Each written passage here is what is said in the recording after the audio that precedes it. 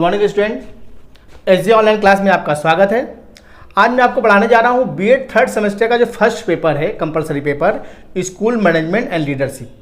तो उसमें जो आज का टॉपिक है वो है एक्सटर्नल एंड इंटरनल एडमिनिस्ट्रेशन, बाह्य तथा आंतरिक प्रशासन। क्लियर है? तो बाह्य प्रशासन, सबसे पहले आते हैं बाह्य प्रशासन। बाह्य प्रशासन क्या है? बाह्य प्रशासन, बाह्य प्रशासन से तात्पर्य उन कारकों, उन तत्वों, उन अभिकरणों, उन व्यक्तियों से है जो प्रशासन में रहते हुए और शैक्षिक जो आपकी व्यवस्था चल रही है उसमें अप्रत्यक्ष रूप से सम्मिलित होते हैं। उनको हम बाह्य प्रशासन की श्रेणी में लाते हैं। यानी वो व्यक्ति प्रशासन का कार्य तो करता है पर शैक्षिक संस्थानों में प्रत्यक्ष रूप से सम्मिलित नहीं रहता है। इसीलिए इस पर ध्यान देने वाली बात है कि वह कारक यानी कार्य करने वाले व्यक्ति, तत्व और अभिकरण।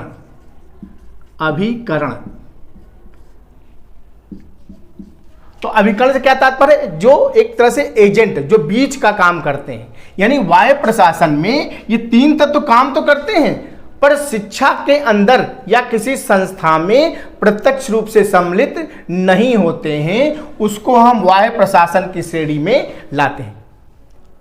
जैसे कि शिक्षा विभाग अप्रत्यक्ष रूप से शिक्षा में सम्मिलित होता है, प्रत्यक्ष रूप से शैक्षिक कार्यक्रमों में भाग वो नहीं लेता है। क्यों? क्योंकि वो अप्रत्यक्ष रूप से शासन की व्यवस्था अपने हाथों में लेता है और अपने से अधीनस्थ कर्मचारियों को नियुक्त करता है, जिससे कि शासन प्रक्रिया, शिक्षा प्रक्रिया सुचारू रूप से चलायमान हो। तो शिक्षा विभाग इसी तरह से कार्य करता है। यानी वह व्यक्ति या वह संस्था जो किसी शिक्षण संस्था के लिए एक विद्यालय उपलब्ध कराता है, खेल का मैदान उपलब्ध कराता है, पुस्तकालय उपलब्ध कराता है, शैक्षिक उपकरण उपलब्ध कराता है, किंतु प्रत्यक्ष रूप से उसमें सम्मिलित नहीं होता, उसे हम बाह्य प्रशासन कहते हैं। क्लियर है? किसी को कुछ पूछना है?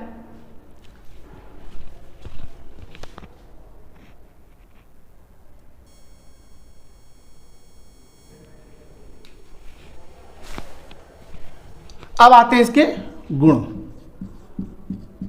तो पहला पॉइंट होगा, इसमें प्रशासन मुख्य रूप से शिक्षा विभाग होता है। मुख्य रूप से शिक्षा विभाग होता है। क्लियर है? आगे समझ में? दूसरा पॉइंट क्या आएगा? क्योंकि शिक्षा विभाग है, तो जब शिक्षा विभाग है अप्रत्यक्ष रूप से, तो नियमों का निर्माण, नियमों का निर्माण भी यही प्रशासन करता है। नियमों का निर्माण भी यही प्रशासन करता है। ठीक है? तीसरा पॉइंट,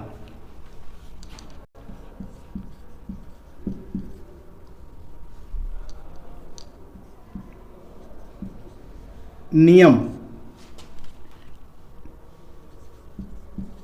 समय के अनुरूप बदला जा सकता है। नियम जो है समय के अनुरूप बदला जा सकता है। चौथा पॉइंट,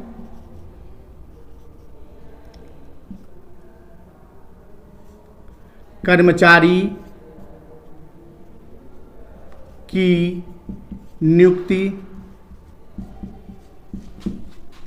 वेतन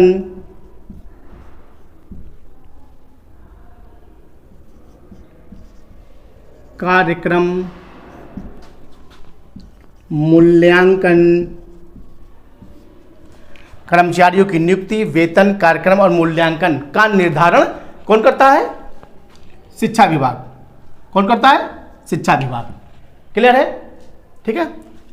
पांचवा पॉइंट, यह विभाग देख रेख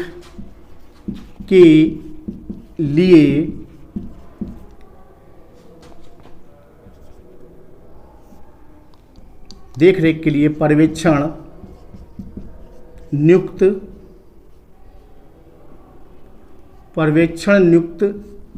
करता है, क्योंकि प्रत्यक्ष रूप से सम्मिलित तो होता नहीं है, तो बाह्य रूप से उसको देखने, निगरानी करने के लिए क्या करता है? पर्यवेक्षक की नियुक्ति करता है। यानी जो भी नियम है, ये जो भी चीजें हैं, वह परोक्ष रूप से एक तरह से वो उसमें सम्मिलित होकर सारे चीजों को क्रियान्वित करने का कार्य करता है और शिक्षा व्यवस्था सुचारू रूप से चलायमान रहे, उसके लिए इन सब कार्यक्रमों का ठीक प्रकार से दिशा निर्देशित प्रशासन या शिक्षा विभाग करता रहता है, जो कि बाहर से इन सब चीजों की देखरेख करता है। क्लियर है?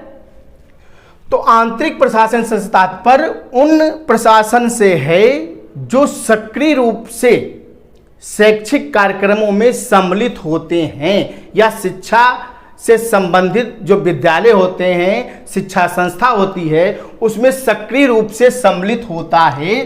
तो हम कह सकते हैं हेडमास्टर या प्राचार्य जो सक्रिय रूप से भाग लेते हैं, यानी आंतरिक प्रशासन के अंतर्गत ये आते हैं। और कार्यक्रमों को आगे बढ़ाने के लिए जो शिक्षा संस्था में जो भी कर्मचारियों हों, उनको अपने कार्यभारों को स्थानांतरित यानी बांट देते हैं। क्या कर देते हैं? बांट देते हैं। बांट देते हैं जिससे कि कार्य सुचारू रूप से चलायमान हो सके, यानी संस्था द्वारा सभी चीजों को बांट देना। यानी इसमें कह सकते हैं कि जो आंतरिक प्रशासन के अंतर्गत आएंगे, इसमें प्राचार्य, शिक्षक, छात्र व विद्यालय की कर्मी सम्मिलित होते हैं।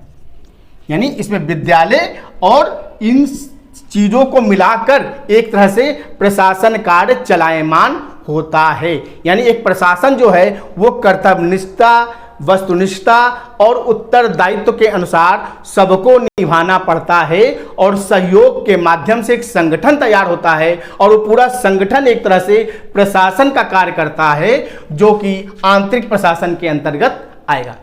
क्लियर है? अब आते हैं गुण। गुण क्या है? सबसे पहला गुण है कम खर्चीली। कम खर्चीली है। कम खर्चीली क्यों है? जब हम चीजों को बांट देते हैं तो क्या होता है? कम खर्चीली हो जाती है। दूसरा पॉइंट क्या है? समय की बचत। जब चीजों को हम बांट देंगे लोगों में, तो जो एक आदमी ज्यादा वर्क करता है, ज्यादा समय तक करता है, तो उसमें कहीं ना कहीं समय की बचत होती है।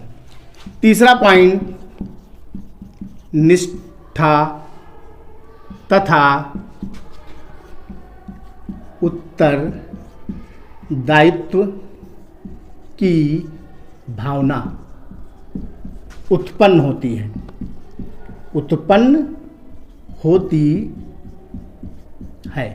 जब हम कर्मचारियों में बांट देंगे तो उनमें एक दूसरे के प्रति क्या तो निष्ठा होती है। हर काम के प्रति एक दूसरे जो हैं, जो कर्मचारी हैं, वो उत्तरदायी होते हैं। इसलिए कार्यक्रम को, किसी कार्य को सुचारू रूप से चलायमान करने के लिए वो एक तरह से क्या होते हैं? उत्तरदायी होते हैं।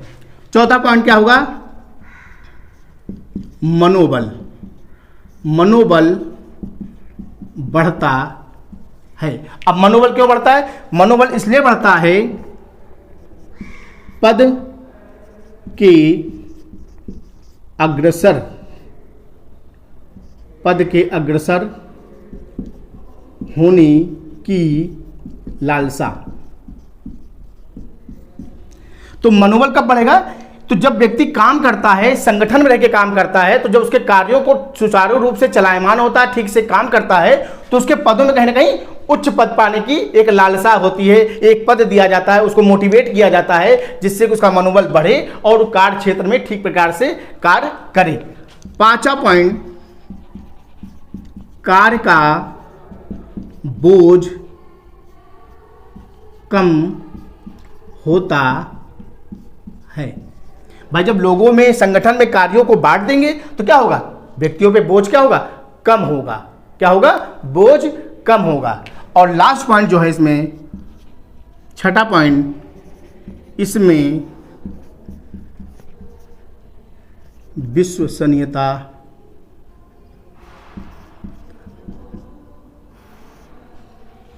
विश्वसनीयता यानी कि गुण पाया जाता है। विश्वसनीयता का गुण पाया जाता है। विश्वसनीयता का गुण पाया जाता है। क्लियर है? तो ये जो दो प्रशासन आज क्लियर किया मैंने, बाह्य प्रशासन और आंतरिक प्रशासन। ठीक है, समझ में आया? नेक्स्ट आज मैं बताऊंगा आपको इसी प्रशासन का जो अलग प्रशासन है, उसमें कार्य के अनुसार, कार्य क्षेत्र के अनुसार विकेंद्रीकरण और केंद्रीकरण, दो प्रकार के प्रशासन काम करते हैं। तो उसके संदर्भ में मैं अगली क्लास में आपसे डिस्कस करूंगा। अभी के लिए इतना ही। धन्यवाद।